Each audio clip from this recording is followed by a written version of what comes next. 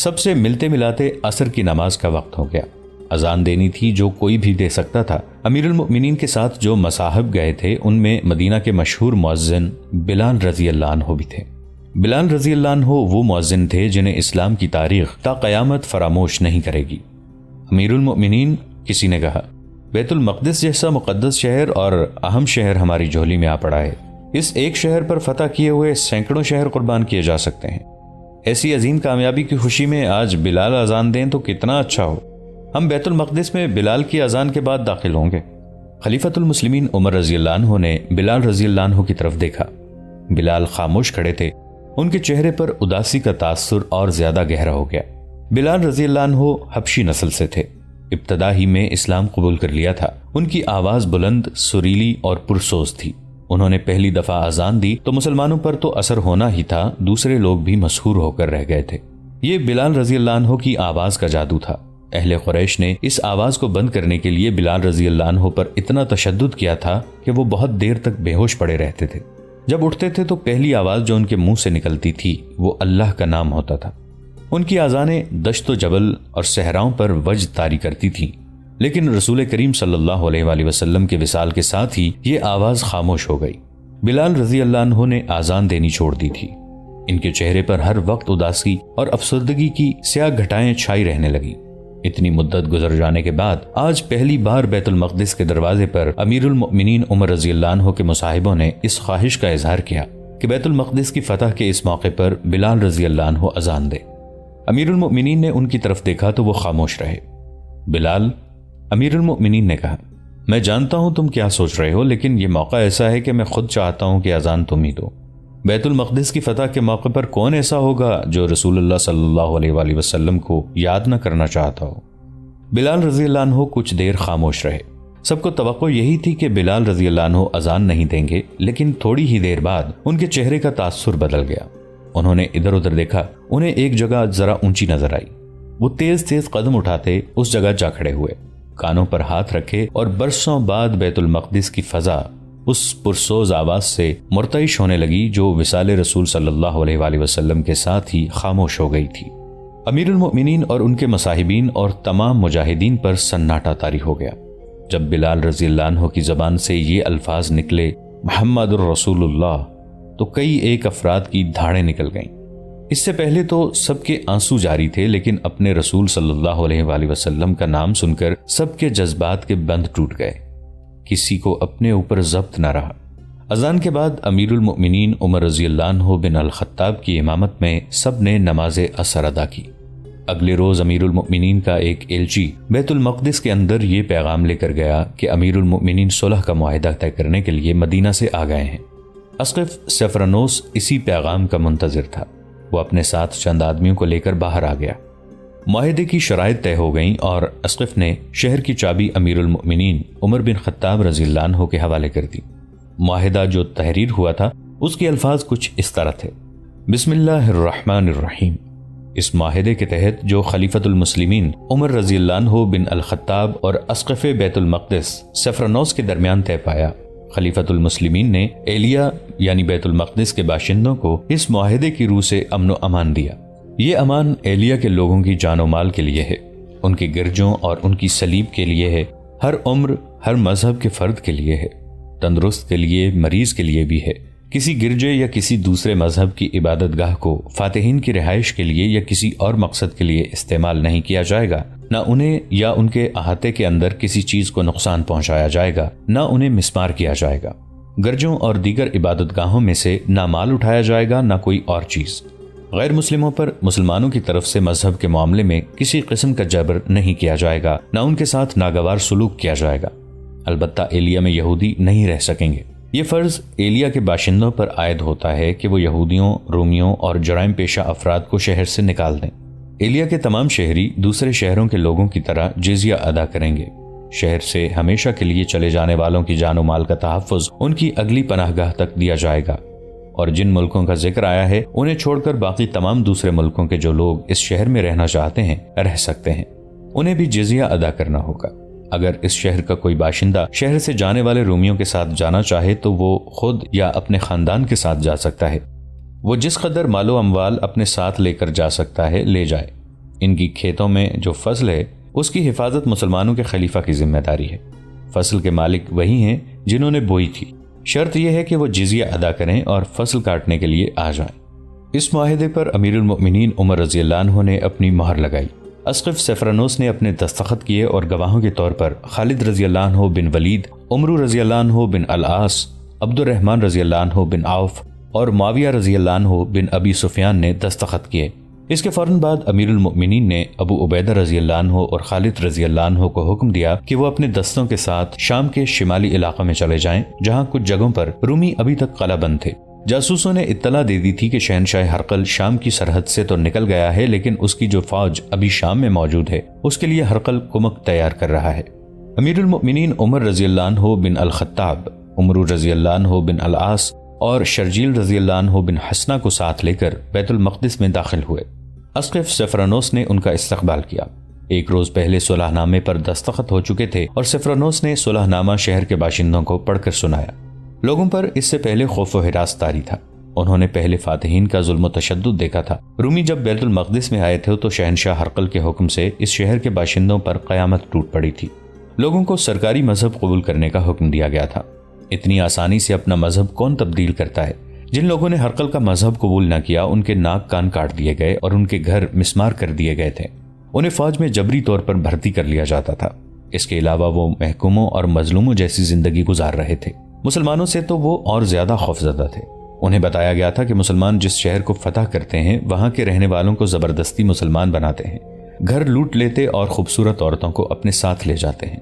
بیت المقدس کے باشندوں نے رومی فوج کے سپاہیوں کی زبانی سنا تھا کہ مسلمان بڑے ظالم ہیں۔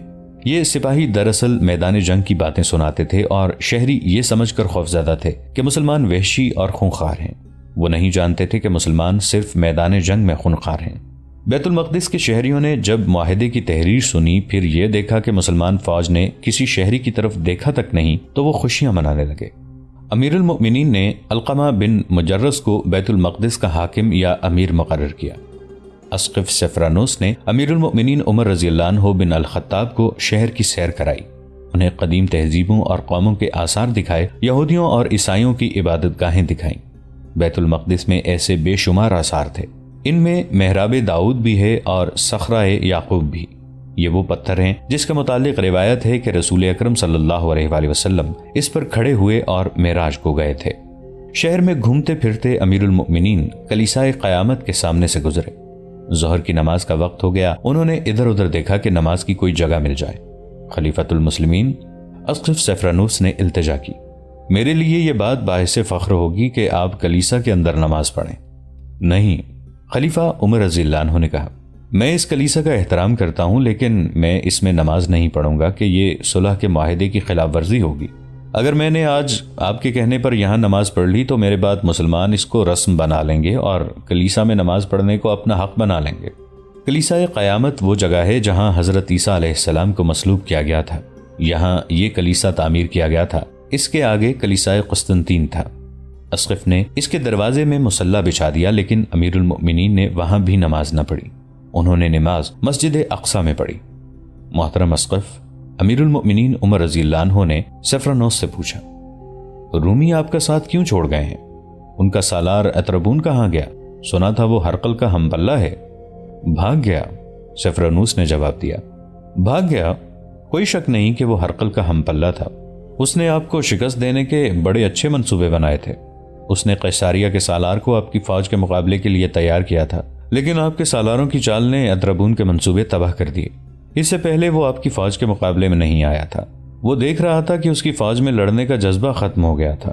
یرموک اور دوسری جگہوں سے بھاگے ہوئے بہت سے سپاہی یہاں آ گئے تھے۔ انہوں نے یہاں کی فوج کو ایسی باتیں سنائیں جن سے سب کا جذبہ اور حوصلہ بری طرح متاثر ہوا۔ اتربون نے اپنی فوج کو تیار کر لیا تھا۔ اسے جب اطلاع ملی کہ مسلمانوں نے قیصاریہ کو محاصرے میں لے لیا ہے تو وہ اپنی فوج کو ساتھ لے جا کر قیصاریہ کا محاصرہ توڑنے کے لیے نکلا، لیکن آپ کے کسی سالار نے اسے راستے میں روک لیا۔ اس نے پہلی بار مسلمانوں سے ٹکر لی اور اپنی بہت سی فوج مروا کر بری حالت میں واپس آیا۔ وہ جو اپنے ہارے ہوئے سالاروں کو بزدل کہتا تھا اور جس نے بیت المقدس کے دستوں کو لڑنے کے لیے تیار کیا، وہ خود بزدل بن گیا اور اس کا اپنا حوصلہ جواب دے گیا۔ اس نے یہاں سے خزانہ نکالنا شروع کر دیا اور سمندر کے راستے قسطنطنیہ لے گیا۔ زیادہ تر فوج بھی اس کے ساتھ چلی گئی۔ یہ فوج برائے نام تھی جو میں نے قلعے کی دیوار پر کھڑی کر دی تھی۔ میں نے آپ کے ساتھ معاہدہ کرنے کی شرط اس لیے پیش کی تھی کہ جو فیصلہ خلیفہ کر سکتے ہیں وہ سالار نہیں کر سکتے۔ میں اس شہر کو اور اس کے باشندوں کے جان و مال کو بچانا چاہتا تھا۔ اسقف سیفرانوس نے عمر رضی اللہ عنہ بن خطاب کو یہ نہ بتایا کہ اطرابون اور سیفرانوس نے مل کر بیت المقدس سے نہ صرف خزانہ نکالا تھا بلکہ گرجوں کے سونے اور چاندی کے بیش قیمت ظروف بھی نکلوا دیے تھے۔ ان میں صلیب اعظم بھی تھی۔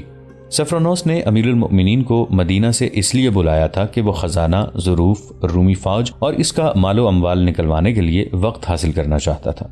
جتنے وقت میں امیر المؤمنین پہنچے تھے اتنے وقت میں بیت المقدس سے وہ سب کچھ نکل گیا تھا جو سیفرانوس اور اطرابون نکالنا چاہتے تھے۔ اپریل 637 عیسوی بمطابق ربیع الاول 16 ہجری کے دن تھے جب خلیفۃ المسلمین عمر رضی اللہ عنہ بن الخطاب بیت المقدس میں 10 دن قیام کر کے رخصت ہوئے۔ رخصت ہونے سے پہلے انہوں نے تفصیل سے جائزہ لیا تھا کہ رومی کہاں کہاں موجود ہیں۔ مجموعی طور پر رومی شکست کھا چکے تھے۔ ان کا شہنشاہ ہرقل شام سے رخصت ہو چکا تھا۔ رومی فوج کے نامی گرامی سالار مارے جا چکے تھے۔ کچھ اہم مقامات تھے جن پر ابھی رومیوں کا قبضہ تھا، وہاں سے رومیوں کو نکالنا ضروری تھا۔ ایسے مقامات میں ایک کا نام قیساریہ تھا جو بحرہ روم کی بندرگاہ تھی۔ یہاں سے رومیوں کو نکالنا بہت ضروری تھا کیونکہ رومیوں کا بحری بیڑا ابھی بالکل صحیح حالت میں موجود تھا اور یہ بحری بیڑا بڑا طاقتور تھا۔ اسے رومی مسلمانوں کے خلاف استعمال نہیں کر سکتے تھے کیونکہ مسلمانوں نے سمندری لڑائی نہیں لڑنی تھی۔ البتہ یہ بیڑا کمک لانے کے لیے استعمال ہوتا تھا۔ کمک اتارنے کے لیے قیساریہ کی بندرگاہ استعمال ہوتی تھی۔ امیر المؤمنین کے حکم کے مطابق قیساریہ سے پہلے بیت المقدس کو محاصرے میں لیا گیا تھا۔ بیت المقدس لے لیا گیا تو امیر المؤمنین عمر رضی اللہ عنہ نے یزید بن ابو سفیان کو حکم دیا کہ وہ قیساریہ کو محاصرے میں لے لیں۔ ابن ابو سفیان عمر رضی اللہ عنہ نے انہیں کہا، مت سوچنا کہ تو اس قلعے کو فوراً سر کر لے گا، بہت مضبوط قلعہ بند جگہ ہے، رومی یہ جگہ آسانی سے نہیں دیں گے، ہلے بول بول کر اپنی طاقت ضائع نہ کرتے رہنا۔ قیساریہ میں رومیوں کی تعداد زیادہ ہے اور وہاں رسد کی بھی کمی نہیں۔ دشمن یہی خواہش کرے گا کہ تو اس کے قلعے کی دیواروں سے ٹکراتا رہے اور اتنا کمزور ہو جائے کہ تو محاصرہ اٹھا لے، یا تجھے کمزور پا کر دشمن باہر آ جائے اور تیرے دستوں پر ایسا حملہ کر دے کہ تو پسپا بھی نہ ہو سکے۔ تجھ پر اللہ کی رحمت ہو ابو سفیان، عمر رضی اللہ عنہ نے کہا۔ رومیوں کو کمک مل گئی تو ہمارے لیے بہت بڑی مشکل پیدا ہو جائے گی، محاصرے کو طول دو اور کمک کو روکے رکھو۔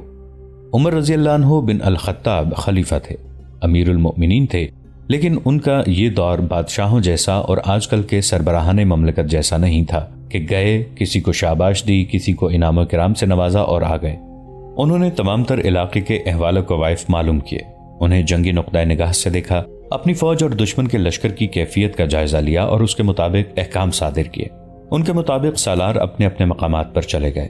شام کے شمالی علاقوں میں رومی کئی قلعہ بند تھے۔ انہیں امید تھی کہ ہرقل جہاں کہیں بھی ہے کمک ضرور بھیجے گا۔ مسلمان اس کوشش میں تھے کہ رومیوں کی کمک نہ آ سکے۔ اس کوشش کی ایک کڑی یہ بھی تھی کہ یزید رضی اللہ عنہ اپنے دستوں کو ساتھ لے کر قیساریہ روانہ ہو گئے اور اس شہر کو جو بندرگاہ بھی تھا محاصرے میں لے لیا۔ سالار عمرو رضی اللہ عنہ بن العاص اور شرجیل رضی اللہ عنہ بن حسنہ فلسطین اور اردن کو روانہ ہو گئے۔ ان کے ذمے یہ کام تھا کہ جن علاقوں سے انہوں نے رومیوں کو بے دخل کیا تھا ان علاقوں پر قبضہ کر کے شہری انتظامیہ اور محصولات کے نظام کو بحال اور رواں کیا جائے اور ان جگہوں کے دفاع کو بھی مستحکم کیا جائے۔ رومیوں کی طرف سے جوابی حملے کا امکان موجود تھا۔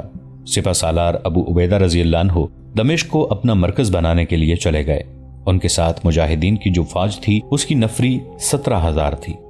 قنسرین ایک قلعہ بند مقام تھا جس میں رومی فوج موجود تھی۔ ابو عبیدہ رضی اللہ عنہ اس قلعے کو محاصرے میں لے کر وہاں سے رومیوں کو نکالنے جا رہے تھے۔ یہ ایک مضبوط قلعہ تھا جس میں رومیوں کی تعداد خاصی زیادہ تھی۔ ابن الولید رضی اللہ عنہ مجاہدین کی فوج کے ہراول میں تھے۔ ان کے ساتھ 4,000 گھڑ سواروں کا مخصوص رسالہ تھا جو گھوم پھر کر لڑنے کے لیے تیار کیا گیا تھا۔ قنسرین میں ایک مشہور رومی سالار منیاس تھا۔ اس نے دیکھ بھال کے لیے دور دور تک اپنے آدمی پھیلا رکھے تھے۔ ان میں سے ایک آدمی سرپٹ گھوڑا دوڑاتا آیا اور سیدھا منیاس کے پاس گیا۔ اس نے منیاس کو بتایا کہ مسلمانوں کا ایک لشکر آ رہا ہے جس کے ہراول میں گھڑ سوار ہیں۔ اس نے تعداد 3 اور 4,000 کے درمیان بتائی اور یہ بھی بتایا کہ ہراول کتنی دور ہے۔ منیاس نے بڑی عجلت سے اپنی فوج کو تیار کیا۔ سلطنت روما کی عظمت کے پاسبانوں، اس نے اپنی فوج کے حوصلے میں جان ڈالنے کے لیے جوشیلے انداز میں کہا، وہ بزدل تھے جنہوں نے اپنے اوپر عرب کے بتوں کا خوف طاری کر لیا تھا۔ تم میں عیسائی عرب بھی ہیں، اگر مسلمان اتنے بہادر ہیں تو تم بھی اتنے ہی بہادر ہو۔ عرب کے مسلمان تم میں سے ہیں، تم بھی اسی ریت کی پیداوار ہو۔ اور رومیوں، اس دن کو یاد کرو جب تم فاتح کی حیثیت سے اس سرزمین پر آئے تھے۔ وہ تمہارے باپ اور دادا تھے۔ تصور میں لاؤ کہ اس وقت ان کے سر کتنے اونچے اور سینے کتنے چوڑے تھے، اور آج سوچو کہ ان کی روحوں کو کتنی شرمساری ہو رہی ہوگی۔ مت سوچو کہ شہنشاہ ہرقل بھاگ گیا ہے۔ روم کی عظمت کو، صلیب اعظم کو اور بیت المقدس کی آن کو اپنے سامنے رکھو۔ پھر سامنے رکھو اپنے سالار اتربون کی بے غیرتی کو، جس نے عیسیٰ کے شہر یسوع مسیح کے مسکن کو تمہارے مظہر اور تمہارے عقیدوں کے دشمن کے حوالے کر دیا ہے۔ تصور میں لاؤ اپنی بیٹیوں اور اپنی عورتوں کو جو اب مسلمانوں کے بچے پیدا کریں گی۔ اپنے آپ کو دیکھو، تم ہار گئے ہو تو باقی عمر کے لیے مسلمانوں کے غلام بن جاؤ۔ آج تم کس شان سے، کیسے جاہو جلال سے گھوڑوں پر سوار ہوتے ہو۔ تم نے اگر ہتھیار ڈال دیے تو گھوڑے کی سواری کو بھی ترسو گے۔ تم استبل کے ملازم ہوگے اور گھوڑوں کی غلاظت صاف کیا کرو گے۔ مت خون گرما ہمارا اے سالار، ایک سوار نے بڑی ہی بلند آواز میں کہا۔ کیا تو سمجھتا ہے کہ ہم لڑنے سے منہ موڑ گئے ہیں؟ کیا تجھے ہماری جرت اور غیرت پر شک ہے؟ اے تنومند گھوڑے کے بہادر سوار، منیاس نے کہا، میں شک کیوں نہ کروں؟ ہمارا کون سا سالار ہے جو میدان سے نہیں بھاگا یا مارا نہیں گیا؟ اتربون جو ہرقل کا ہم پلہ تھا، کتنے دعوے کرتا تھا مسلمانوں کو کچل دینے کے۔ اب وہ کہاں ہے؟ ایک دن بھی نہیں لڑا اور ایلیا سے بغیر لڑے بھاگ گیا۔ کیا اسقف اعظم سفرنوس کو تم اپنا مذہبی پیشوا مانو گے، جس نے قلعے سے باہر جا کر مسلمانوں کے خلیفہ کے استقبال کیا اور اسے کہا کہ کلیسائے قیامت میں نماز پڑھو؟ اس نے یہ بھی نہ سوچا کہ وہ اپنی عبادت گاہ اپنے مذہب کے دشمن کے حوالے کر رہا ہے۔ تم نے ثابت کرنا ہے کہ تم اتنے بزدل اور بغیرت نہیں۔ اگر تم ثابت قدم رہے تو شاید کمک آ جائے، مگر مجھے کمک آنے کی کوئی امید نہیں، نہ میں کمک کی ضرورت محسوس کرتا ہوں۔ ہم لڑیں گے سالار محترم، پہلے ایک بار پھر کئی آوازیں بلند ہوئیں۔ ہمیں بزدل اور بغیرت نہ کہ سالار، آزما کے دیکھ، باتوں میں وقت ضائع نہ کر۔ ہم ایک دن میں محاصرہ توڑ دیں گے، ہم محاصرے تک نوبت نہیں آنے دیں گے، سالار منیاس نے کہا۔ ہم دشمن کو قلعے سے دور راستے میں روکیں گے، میں تم سے آگے ہوں گا۔ مورخوں نے لکھا ہے کہ رومی سالار منیاس جرت مند سالار تھا، جس کی جارحانہ قیادت مشہور تھی، اور اس کی دوسری شہرت یہ تھی کہ وہ اپنی فوج میں ملنسار اور ہر دل عزیز تھا۔ وہ سپاہیوں سے محبت اور شفقت سے پیش آتا تھا اور سپاہی اسے محبت کرتے تھے۔ اسے اتنی جوشیلی اور جذباتی تقریر کرنے کی ضرورت ہی نہیں تھی۔ مورخوں نے یہ بھی لکھا ہے کہ اس کا سامنا مسلمانوں سے نہیں ہوا۔ وہ سالار تھا، جب اسے خبر ملتی کہ فلاں میدان میں رومیوں کو شکست ہوئی ہے تو وہ شکست کی وجوہات پر غور کرتا تھا۔ اسے خالد رضی اللہ عنہ کے مطابق بتایا گیا تھا کہ اس کی جنگی چالوں کو کوئی قبل از وقت سمجھ ہی نہیں سکتا اور وہ غیر معمولی طور پر دلیر آدمی ہے۔ وہ کوئی جن بھوت تو نہیں، منیاس نے کہا۔ اس سے شکست کھانے والوں نے اسے مافوق الفطرت بنا دیا ہے۔ وہ جھوٹ بولتے ہیں، شکست کھانے والے اسی طرح جھوٹ بولا کرتے ہیں۔ میں ہرقل کو خالد بن ولید کی لاش دکھاؤں گا۔ رومی سالار منیاس کی قیادت میں قنسرین میں مقیم رومی فوج رکے ہوئے سیلاب کی مانند باہر نکلی۔ اس کا انداز جوشیلا اور جارحانہ تھا، اس کی رفتار تیز تھی۔ ادھر خالد رضی اللہ عنہ کے 4000 سوار فاتحانہ شان سے چلے آ رہے تھے۔ وہ عام کوچ کی ترتیب میں تھے۔ انہوں نے قنسرین کے قریب جا کر رکنا اور باقی فوج کا انتظار کرنا تھا۔ قنسرین سے چند میل دور حاضر ایک مقام تھا جو راستے میں آتا تھا۔ خالد رضی اللہ عنہ کا دستہ جب حاضر کے قریب پہنچا تو دیکھ بھال کے لیے آگے گئے ہوئے مجاہدین میں سے ایک واپس آیا اور خالد رضی اللہ عنہ کو اطلاع دی کہ رومیوں کا کثیر تعداد کا لشکر آ رہا ہے۔ خدا کی قسم، خالد رضی اللہ عنہ نے للکار کر کہا، میں امین الامت کا انتظار نہیں کروں گا۔ باقی لشکر امین الامت ابو عبیدہ رضی اللہ عنہ کے ساتھ پیچھے آ رہا تھا۔ خالد رضی اللہ عنہ کو انتظار کرنا چاہیے تھا کیونکہ رومی لشکر کی تعداد زیادہ بتائی گئی تھی، لیکن خالد رضی اللہ عنہ کی سرکش طبیعت انتظار پر آمادہ نہ ہوئی۔ انہوں نے اپنے دستے کو نہایت سرعت سے جنگی ترتیب میں کر لیا۔ اس سوار دستے کو پلک جھپکتے ایک ترتیب سے دوسری ترتیب میں ہو جانے کی ٹریننگ دی گئی تھی۔ دونوں فوجیں حاضر کے مقام پر آمنے سامنے آئیں۔ رومی سالار منیاس کو توقع تھی کہ مسلمان جنگ سے پہلے کے رسم و رواج کا مظاہرہ کریں گے۔ مثلاً ان کا سالار ذاتی مقابلے کے لیے رومی سالار کو للکارے گا۔ ایسے چند ایک مقابلے ہوں گے، پھر دستوں کو ترتیب میں کیا جائے گا، لیکن مسلمان سوار رکے بغیر ایسی ترتیب میں ہو گئے جسے منیاس سمجھ ہی نہ سکا۔ اتنے میں اس پر حملہ ہو چکا تھا۔ منیاس اپنی فوج کا حوصلہ بڑھانے کے لیے آگے تھا۔ اس کے گرد محافظوں کا حصار تھا جو خاصا مضبوط تھا۔ دوستو، آج کے لیے اتنا ہی۔ اسی کہانی کی اگلی قسط کے ساتھ بہت جلد حاضر ہوں گے۔ نیچے کامنٹ سیکشن میں اپنی رائے کا اظہار ضرور کیجیے گا۔ ہمارے اس چینل کو سبسکرائب کر کے نیچے موجود بیل آئیکن کو بھی ضرور کلک کیجیے گا۔ اگلی ملاقات تک کے لیے ہمارا اور آپ کا اللہ نگہبان۔